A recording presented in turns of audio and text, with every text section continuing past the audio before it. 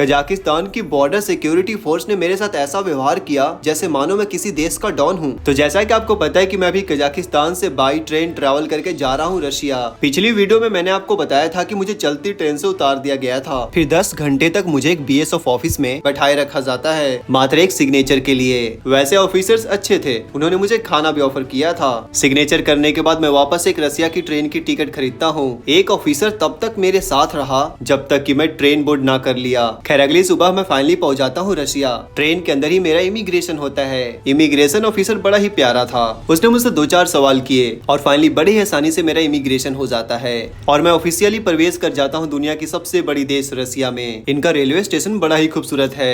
Station के बाहर मेरी मुलाकात होती है भाई जी से, जिन्होंने मेरे लिए एक टैक्सी किया और पैसा भी खुद ही पे कर दिया। खैर फाइनली मैं पहुंच जाता हूँ अपने होस्ट के पास। रात को मैं अपने होस्ट के लिए बनाता हूँ कुछ भारतीय खाना। पूरी वीडियो आप नीचे क्लिक करके देख सकते हो।